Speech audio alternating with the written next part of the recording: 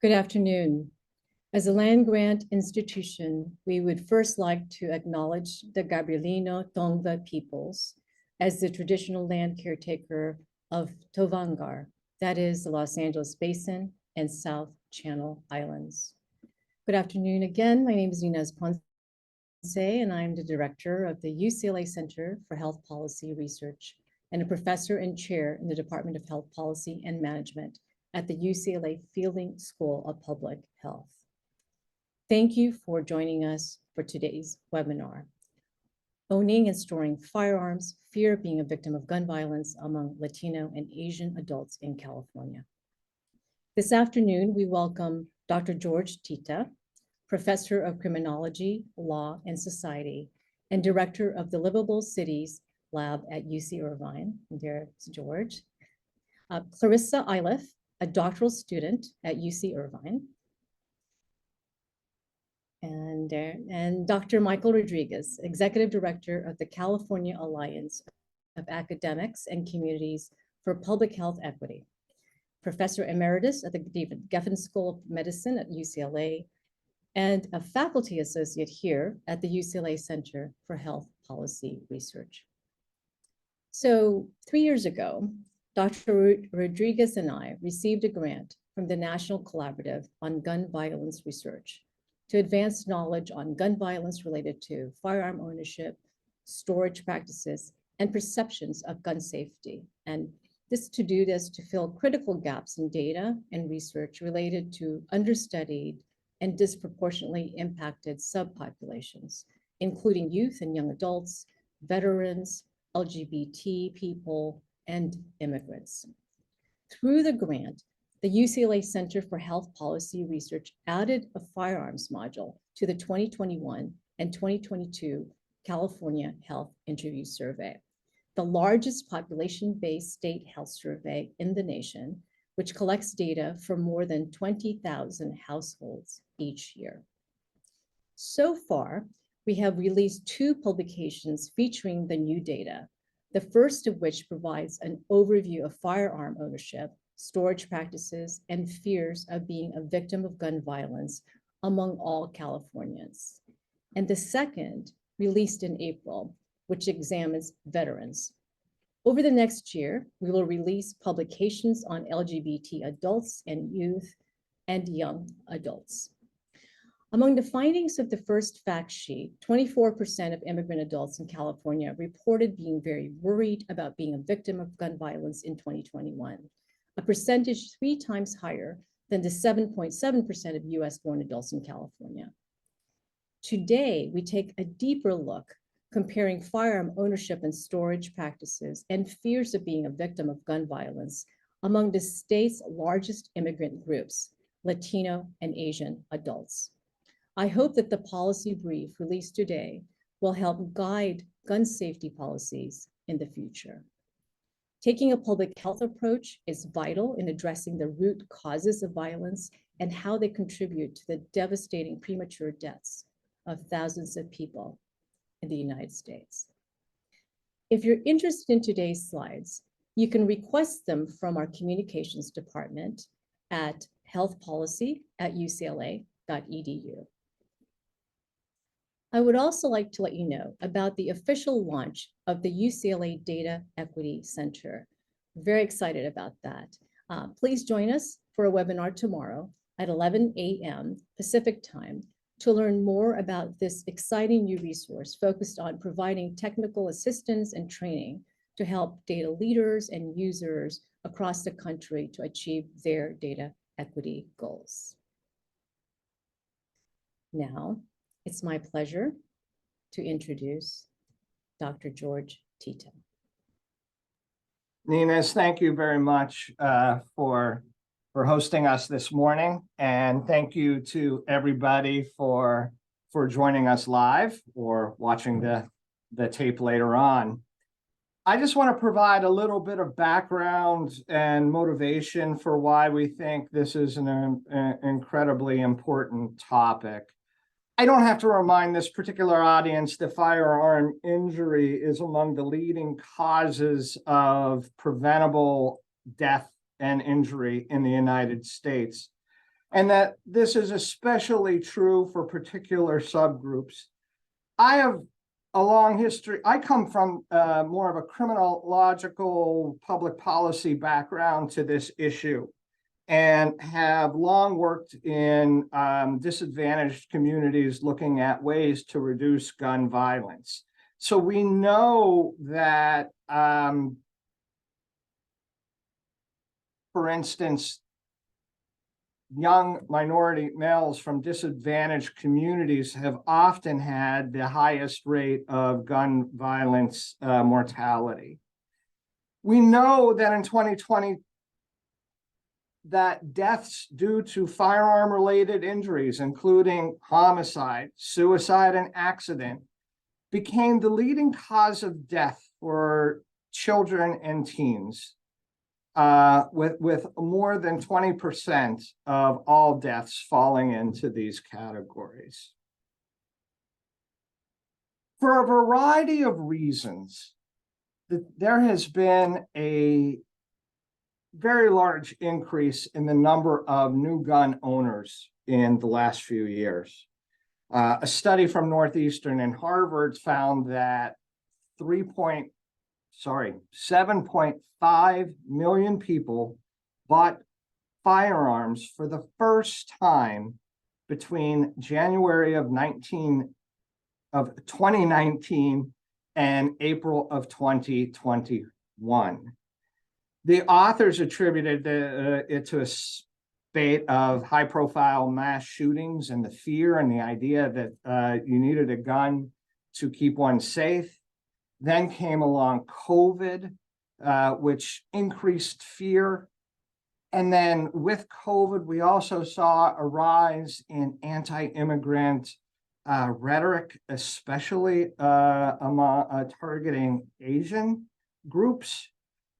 And you know, it's not difficult to kind of draw some lines here. You can go online and search some of the early news reports from 2020, 2021, and looking at lines out the doors of of federally licensed firearm shops in the Los Angeles area, and the long line and the faces being less white and less male than they have typically been over time. But we know that having a gun in the home actually does little to increase personal safety. As a matter of fact, quite the opposite. Studies in California and elsewhere, there have time and time shown that the presence of a firearm in a home increases risks of both intentional and accidental firearm injury and death. Fortunately, we also are beginning to amass significant evidence that safe storage can begin to mitigate these risks. I think that's a point that would be really important to stress at a time when we have a rise in first-time buyers of firearms. And I think safe storage is also important for a reason that is not tied to the mitigation of risk in the household. My own studies in Los Angeles of the illicit firearms market demonstrates that theft from homes is a non-trivial pathway from which legally purchased firearms make it into the wrong hands, to the hands of individuals who are legally prevented from owning a firearm, into the hands of people who could potentially use that firearm for the commission of crime. So safe storage And by safe storage, I mean real safe storage, maybe gun safes that are bolted down that make it difficult to walk out of a home with guns, can improve not only the safety within a household, but within the surrounding community as well.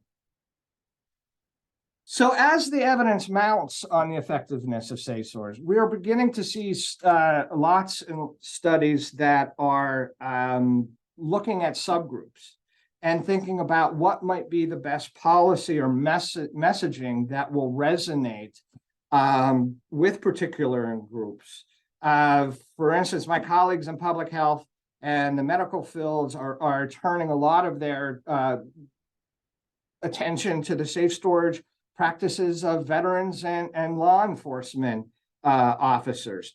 These are two groups that historically have high rates of gun ownership, and two groups that have elevated risk for dying by suicide. So this is, again, messaging safe storage is an important public health policy for these groups.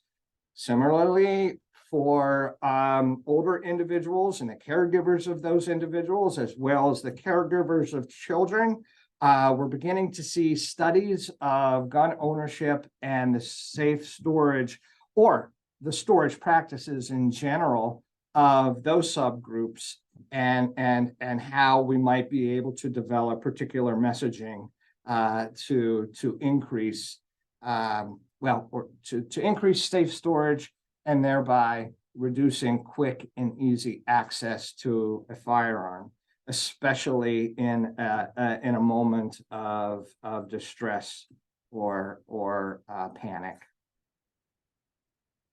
However, little is known about differences among citizens and immigrants.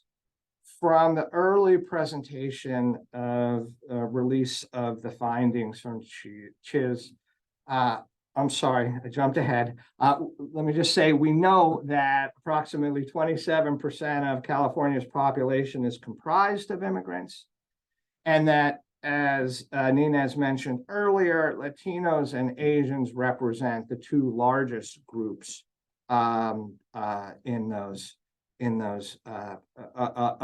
immigrants in California. And so, again, why is this important? Besides just learning more about gun ownership and storage among a subpopulation, I tie it back to this idea that we're having a large increase in the purchase of by first-time gun owners, and that the demographics of these first-time gun owners appear to be changing. So I think this is a good time to understand how different subgroups, immigrant, racial ethnic groups, are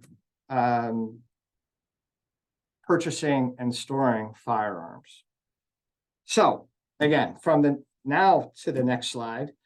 From the initial release of CHIS, we know that 17.6% of California adults survey reported, or California adults reported keeping a firearm at home. Only 6% of adult immigrants in California reported keeping at home. So now let's look at the specific research questions. How does firearm handgun ownership differ among immigrants and non-immigrants? How do storage practices differ among immigrants and non-immigrants? How does access to a firearm differ among immigrant and non-immigrant young adults? And finally, what role does fear play in explaining ownership?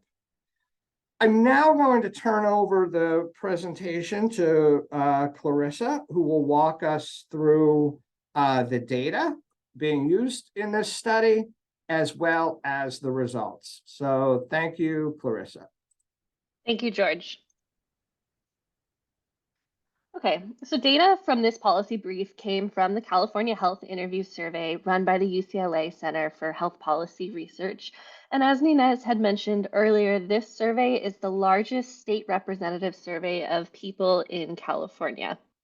And funding for this survey was funding from the National Collaborative on Gun Violence Research enabled the addition of new questions about firearms. And so in the 2021 survey, questions regarding firearm and handgun ownership and storage practices were included, as well as questions about fear of gun violence victimization.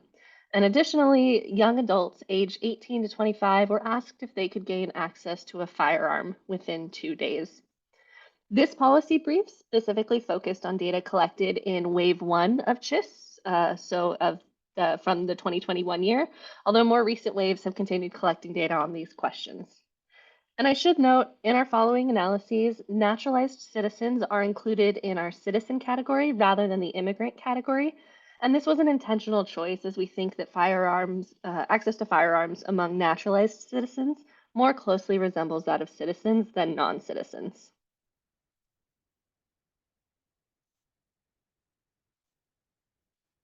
So as previously noted, 17.6% of adults own at least one firearm. Here we see that 18.1% of Latino citizens and 12.6% of Asian citizens report owning a firearm.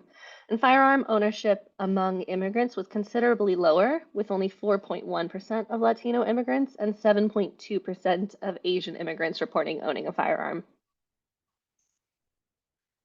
Next up, we looked at handgun ownership rates among people who report owning at least one firearm. So across Latino and Asian citizens and immigrants, over 80% of adults who report owning at least one firearm own at least one handgun. We then looked at the likelihood that a young adult would report the ability to gain access to a firearm within 2 days. And overall, young adult immigrants were less likely to report the ability to gain access to a firearm in 2 days relative to their citizen counterparts. So here we see that 31.4% of Latino citizens report being able to gain access to a firearm compared with 22.7% of Latino immigrants. And again, we see 32.5% of Asian citizens report being able to gain access to a firearm compared to only 17.9% of Asian immigrants. And our third category here for other citizens and other immigrants means non-Asian, non-Latino citizens and immigrants.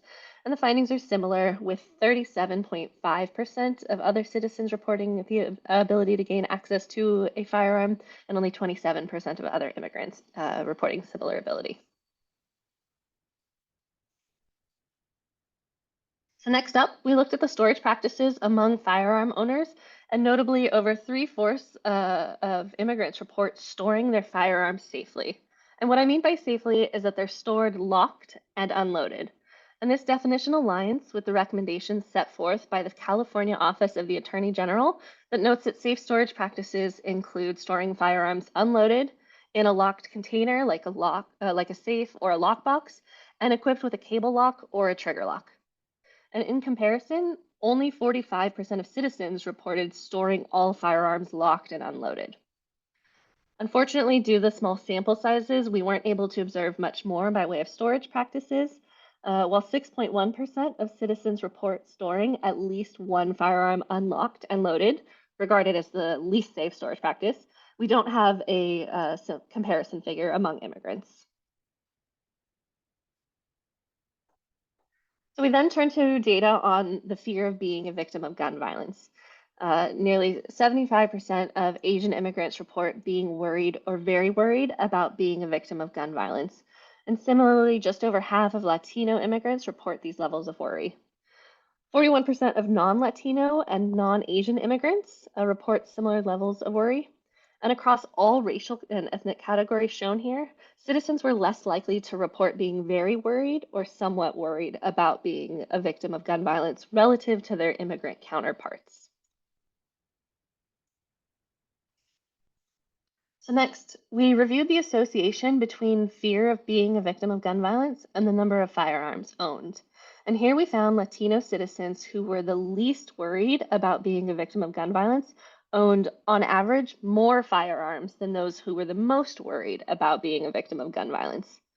And we observed a reverse pattern among Latino immigrants. Individuals who reported the lowest levels of fear of being a victim of gun violence owned fewer firearms on average compared with those who reported the highest level of fear of being a victim of gun violence.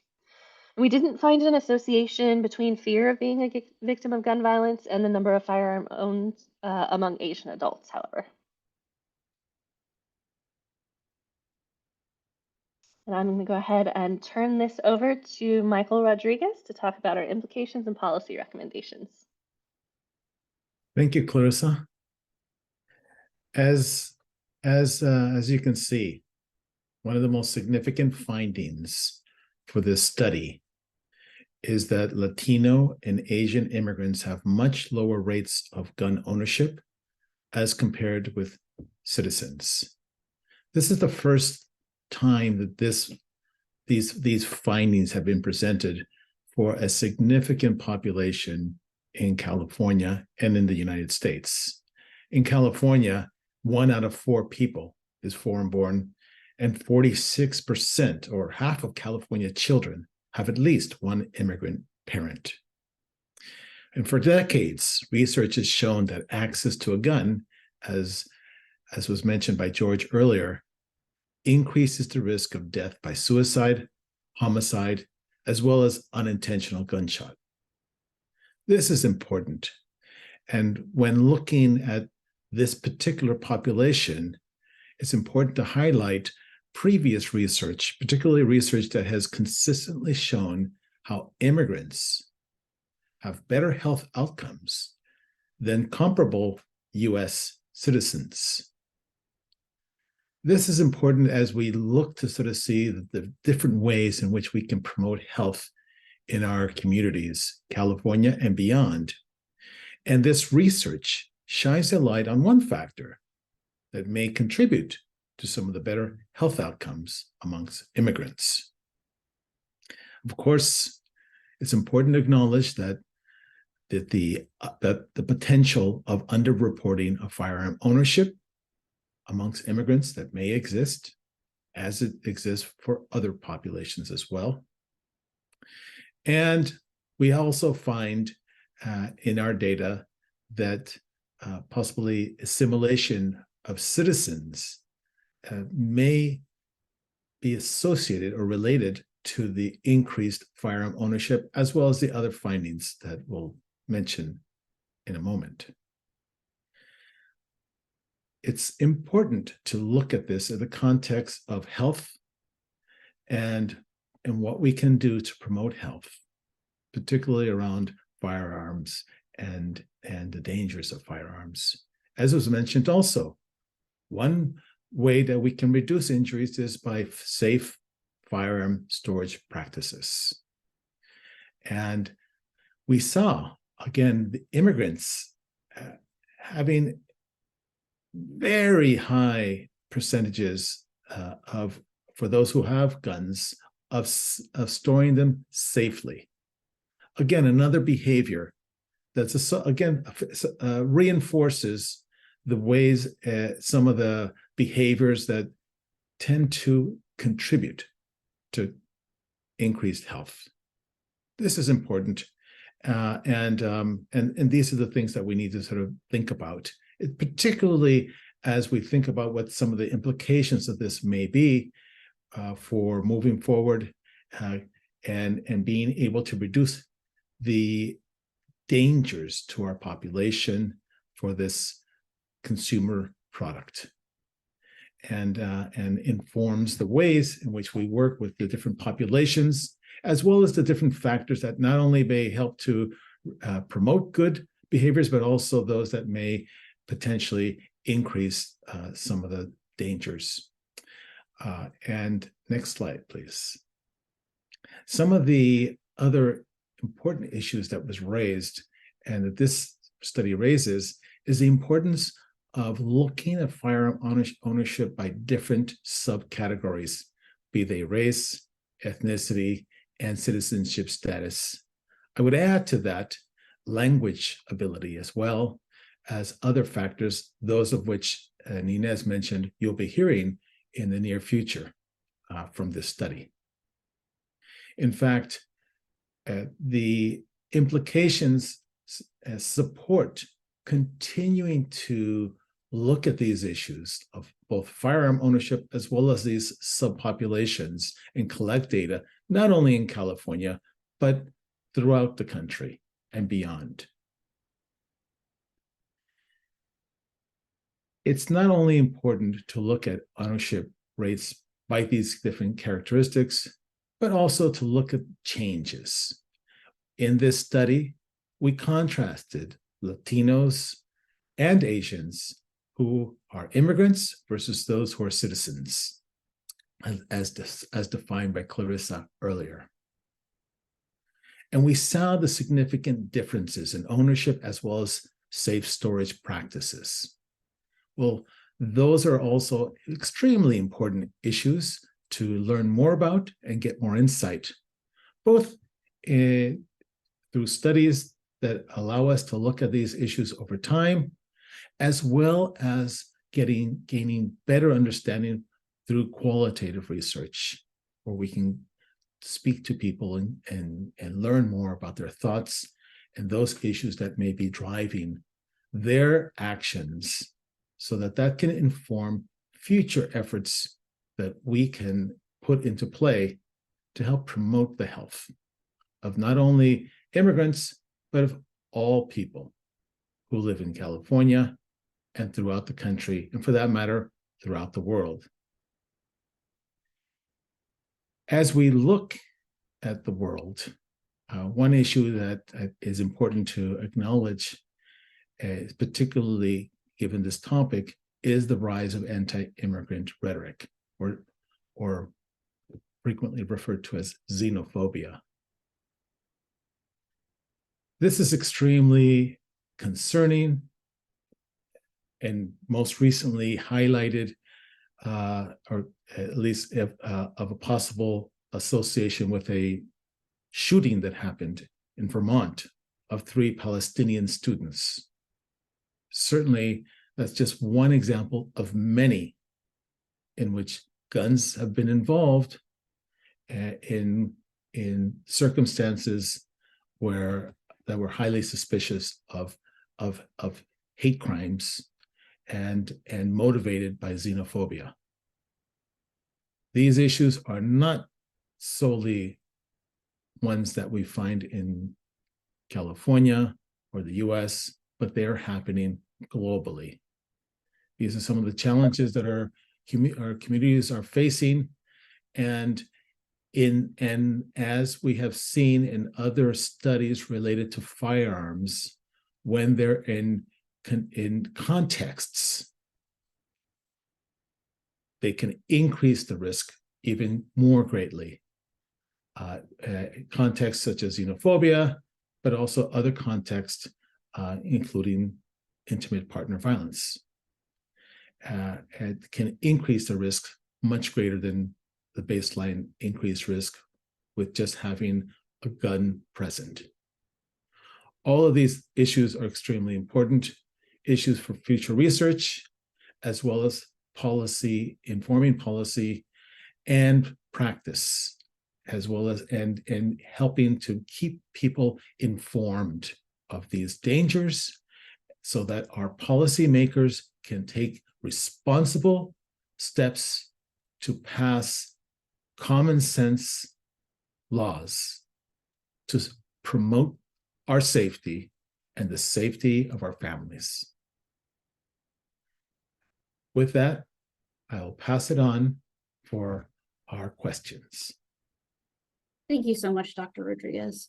And thank you to all of our presenters today. My name is Tiffany Lopes. I'm the Communications Director at the UCLA Center for Health Policy Research, and I'll be going through the audience questions. If you have questions, please use the Q&A function in Zoom to ask them. We'll get to as many of them as we can. So some of these questions will also cover topics that Dr. Ponce will be able to discuss. So let's start with the first one.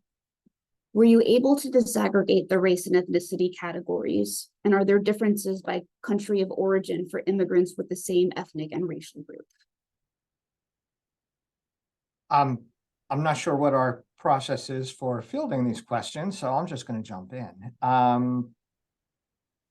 We are dealing with a small N issue to begin with, just looking at Latino and Asian.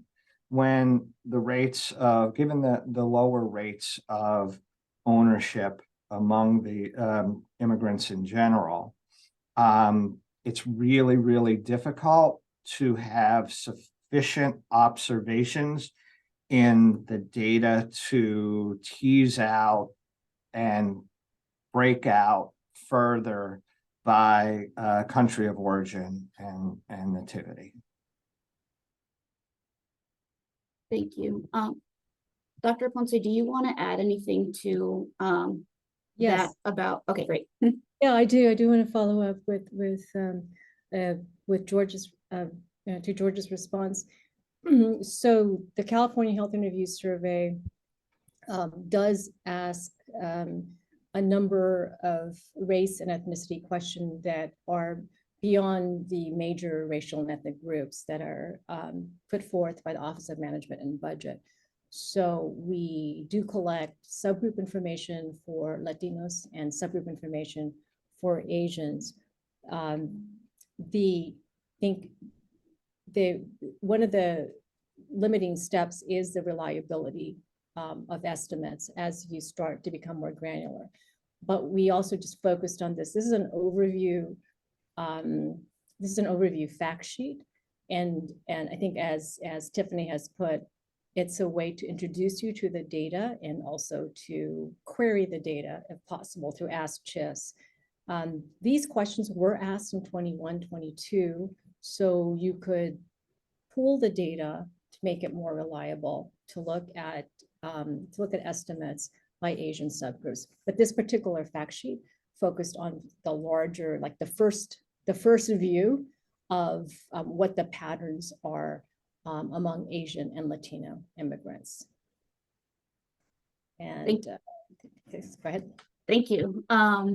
Just as a quick follow-up, you mentioned the 2021 and 2022 years of funding. Somebody asked if we will be continuing to ask/fund these questions in the CHIS in future years. As a producer of CHIS, I hope that we can continue, but it is a funded set of questions. And so we will be looking into continued funding from possible funders. But in this particular case, the funding period is going to end in December of this year. Thank you. Dr. Tita, earlier you mentioned seeing non-white, non-male faces among those purchasing guns, referring to nearly 75% of Asian immigrants report being very worried or somewhat worried about being a victim of gun violence. Do you see differences among Asian women versus Asian men? I'm assuming that is differences in Asian women versus Asian men in fear of crime or fear of victimization. And we did not look at that specifically. Thank you. That data is available in Ask CHIS if folks are interested in learning more about it. I also want to say that I did a quick, as Tiffany said, you can easily get statistics stat, and I did look and Ask CHIS. I looked at, there's a question on concerns about gun violence victimization. I compared the topics by gender, and I limited the population to respondents who identified as single race, non-Latino, Asian, and who were non-citizens. And so this is the definition of immigrants here. In my look of the results, it doesn't look there are statistically different results reported for males and for females.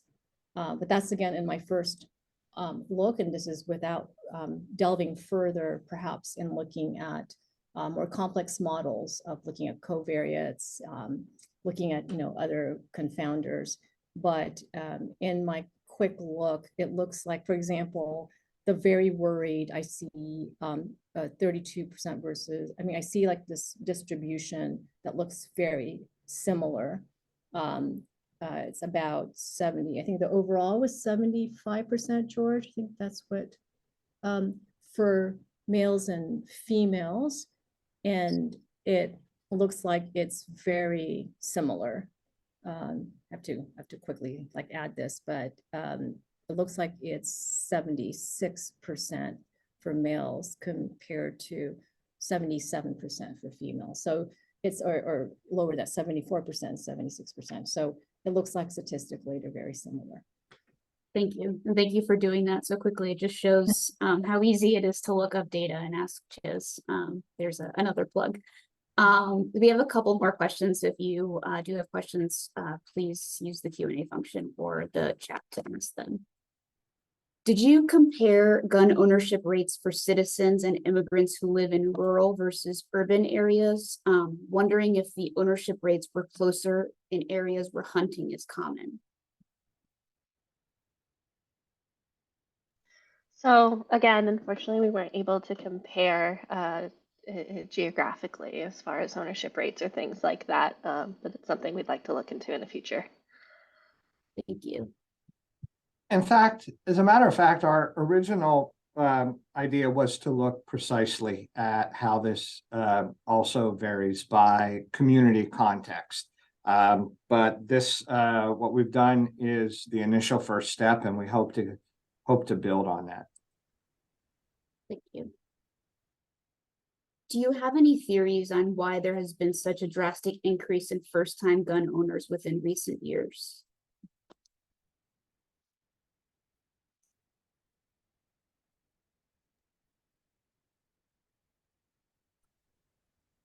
I don't know that it's a theory per se, but the idea is that there's been an increase in fear, a campaign that has led to an increase of fear. People point to this idea of civil unrest and the importance of taking matters into one's own hands because there will be no more police soon.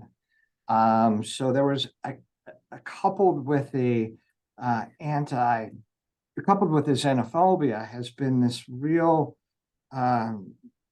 pushing of fear and how we've become a lawless society because we saw a temporary uptick in violent crime and gun homicide in many cities, which fortunately we're now seeing retreat to pre-pandemic levels.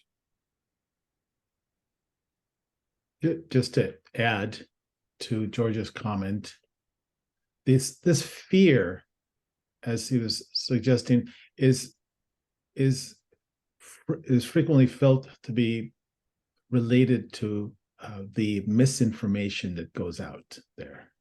So there's a significant amount of misinformation that's been reported in the social media, and so those types of things are one of the challenging issues in health in general, and for this issue in particular. Frequently, when we hear about mass shootings, which are a small subset of the overall shootings and individuals killed by guns, those also are associated with reports of, oh, watch out, they're going to take your guns away. And so there's, again, many different things that stoke the fires, make people afraid, and then some of those people going to get guns.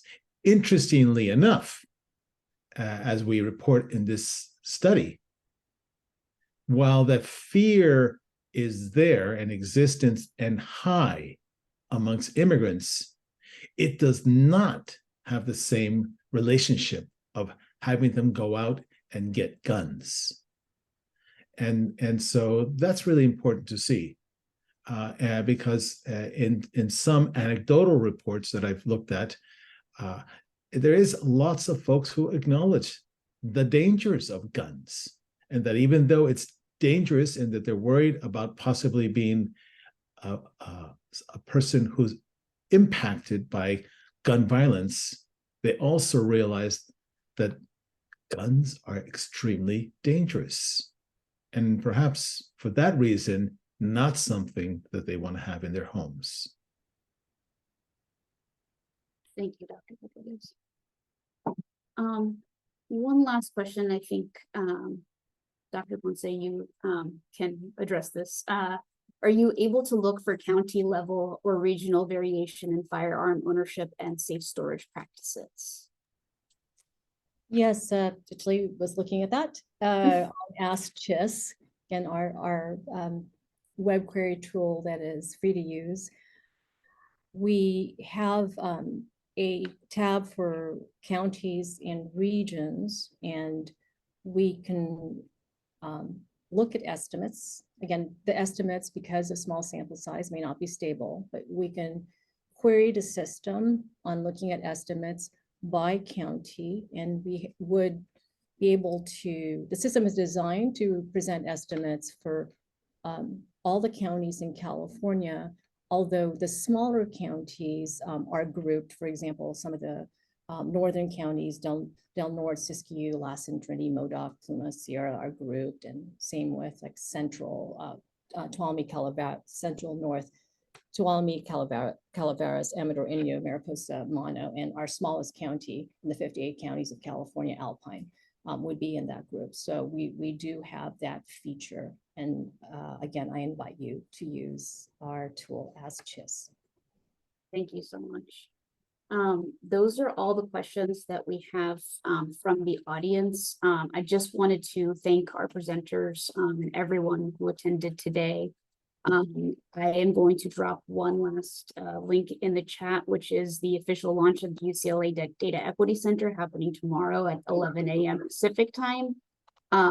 We will be posting a recording of this webinar online with closed captions in a few weeks. If you would like a copy of today's presentation, you can email us at healthpolicy@ucla.edu. Again, thank you so much for attending and have a wonderful rest of the day. Thank you, Tiffany. Thank you. Thanks, George and Michael and Clarissa. Thank you all for attending.